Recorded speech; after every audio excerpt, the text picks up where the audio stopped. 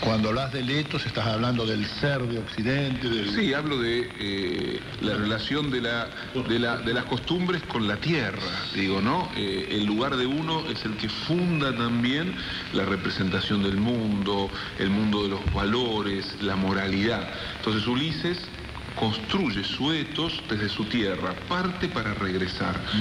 Hegel dice, allí está la esencia de Occidente. En cambio le resulta escandaloso, absolutamente escandaloso, es una figura muy problemática para Hegel, inclusive hay unas páginas que han alimentado ciertas vertientes del antisemitismo posterior, son escritos de juventud de Hegel, en la que la figura de Abraham es aquel que parte sin ser echado, que abandona la casa de su padre sin que nadie lo haya expulsado, que se va en pos de una promesa abstracta sin mirar a los costados, dejando atrás de una vez y para siempre el suelo patrio y el vínculo con la naturaleza.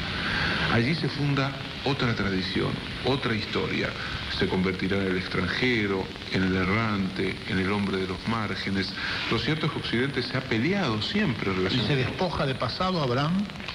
En un punto se despoja del pasado, funda otra relación con el pasado, ¿no? Y ahí el judaísmo inventará su propia relación con el pasado. Pero esta imagen de la estatua de sal, ¿no? Mira al pasado y quien queda pegado al pasado no es capaz de construir una vida. Pero claro, paradójicamente después el judaísmo, a lo largo de su travesía por el tiempo, diría otro filósofo del siglo XX esencial que se llamó Franz Rosenzweig, se convierte en el pueblo que habita la eternidad del tiempo, que renuncia a la tierra para habitar la eternidad del tiempo, y en ese habitar la eternidad del tiempo hace de la memoria su casa. Entonces yo creo que toda esta conversación... Esto hasta el sionismo, digamos. El sionismo hace otra cosa. Fue un pueblo temporal. Sí, es que Rosenzweig dice, porque en un punto renuncia a sacrificar la vida por la tierra, se convierte en habitante del tiempo y se proyecta hacia la eternidad. Es una enorme metáfora la que construye y bellísima por otra parte, ¿no? Rosenzweig era un crítico a comienzos del siglo XX del proyecto sionista, ¿no? Y tuvo discusiones durísimas con Gershon Scholem y con Buber, inclusive, que fue su íntimo amigo. Pero volviendo un poco a la pregunta inicial, es el tema de la violencia, es el tema de lo que René Girard planteó como forma esencial de la cultura. René Girard, en un libro memorable, La violencia y lo sagrado, plantea que la imagen del chivo expiatorio es esencial para entender la construcción de la cultura. En un momento determinado, la comunidad corre riesgo de literalmente desgarrarse a sí misma, que la violencia que guarda se convierta en violencia anárquica y que la destruya. Y para que la comunidad no atraviese la experiencia del holocausto, tiene que elegir dentro de los suyos o fuera a alguien que reciba toda la descarga de la violencia. En ese acto de construir un chivo expiatorio, dice René Girard, se está haciendo la cultura también. En ese acto sacrificial. Sí, el sacrificio es uno de los momentos esenciales de la cultura. La violencia no puede ser pensada solo desde el lugar negativo o diabólico del mal, sino que la violencia es el movimiento a través del cual lo humano en un punto determinado intenta salirse de esa herida nunca cerrada, que es la herida de no pertenecer más a la naturaleza. Y te propongo localizar un poco esto, pero en contradanza. ¿Y qué sucede cuando un pueblo es el sacrificado por un individuo, como es el caso que le ha sucedido a la Argentina en estos terribles años de Menem? Bueno, yo creo que ahí hay un punto también clave, ¿no?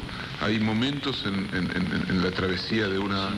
Sí, de una sociedad en la que efectivamente se produce un mecanismo en el que el todo de la comunidad queda reducido a ceniza por alguien que, saliéndose de la comunidad y porque en algún punto fue creado por la comunidad, termina devorándola, ¿no? Hay figuras claves. Hitler ha sido una figura, ha llevado a Alemania y al pueblo alemán a una situación de prácticamente de destrucción, ¿no?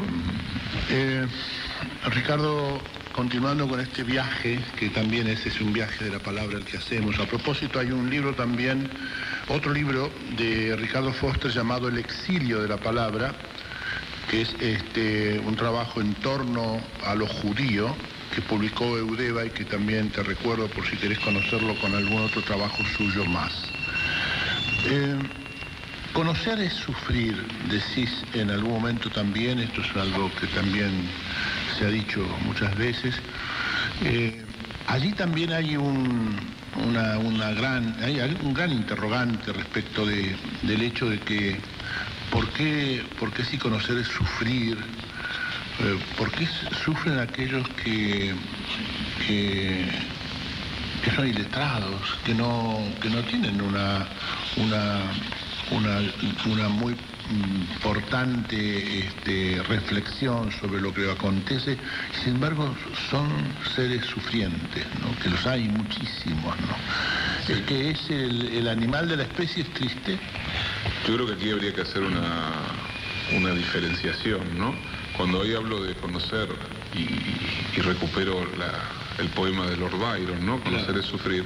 Estoy hablando más bien de los ojos que se abren frente a una experiencia extrema o frente a una aventura de la vida que hace imposible volver a la inocencia anterior.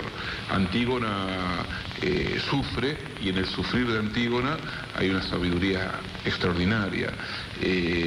Cuando algo sucede de tal calibre que conmueve la cotidianeidad, eso que sucede vuelve imposible que las cosas sigan sucediendo según una supuesta normalidad.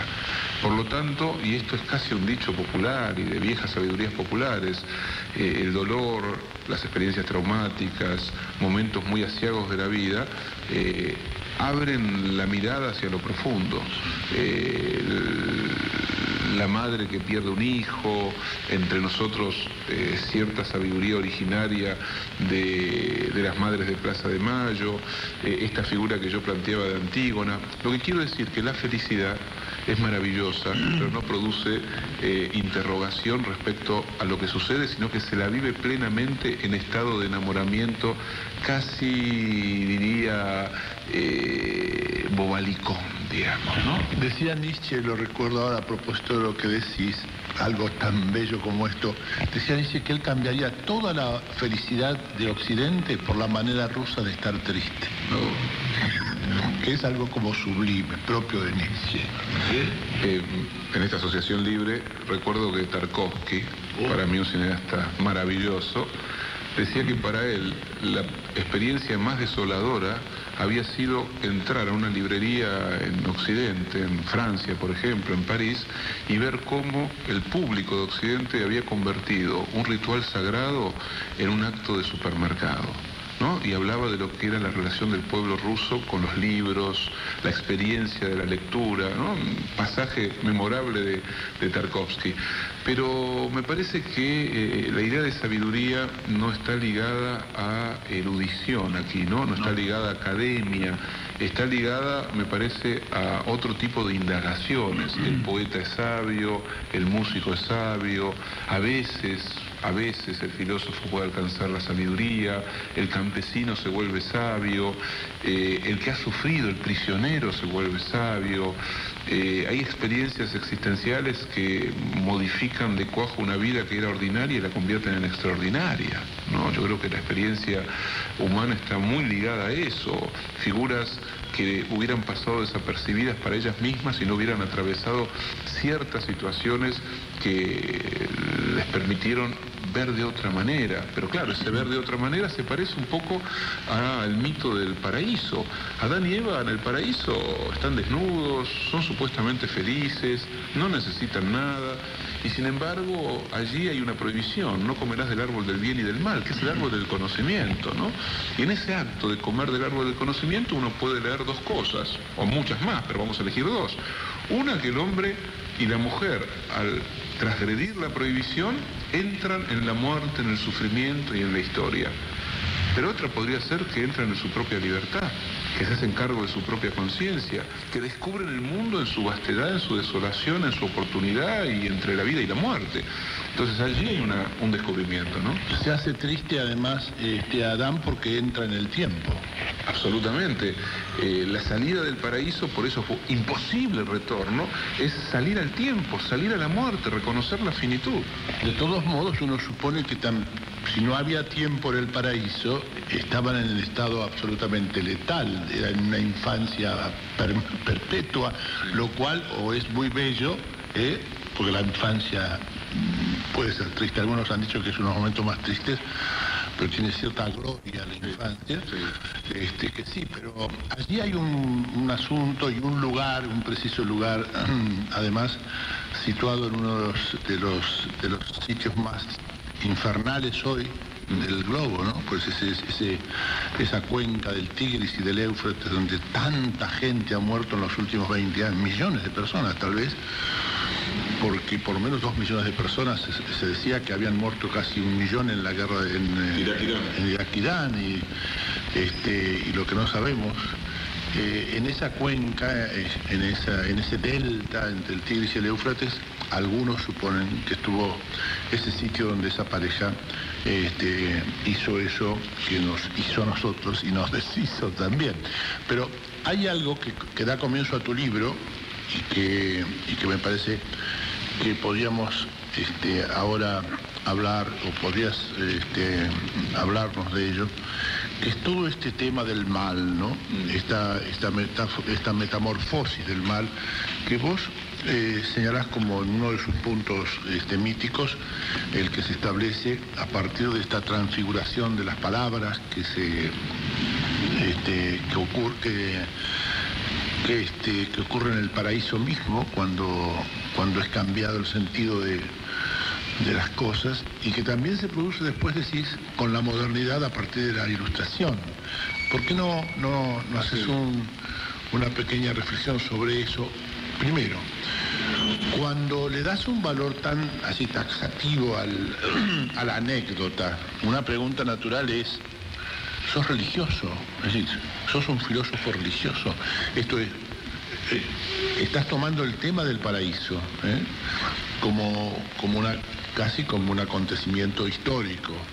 A partir de allí hay una equivalencia paraíso de las Tullerías.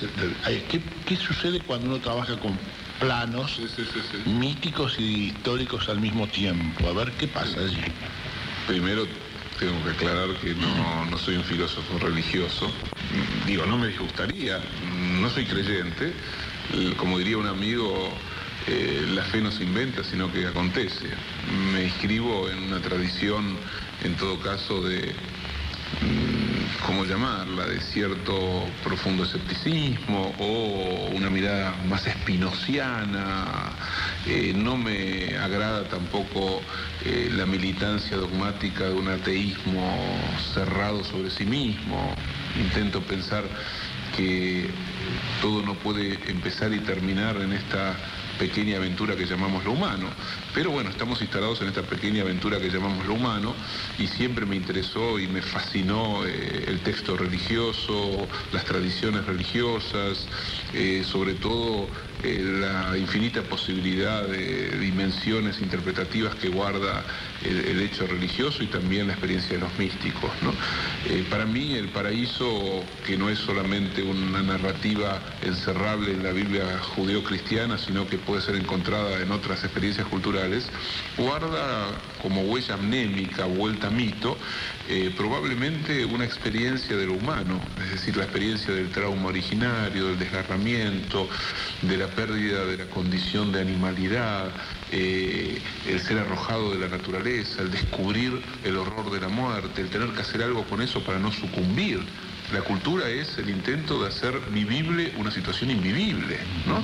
Entonces, los mitos han sido formas esenciales de la experiencia humana y seguirán siéndolo.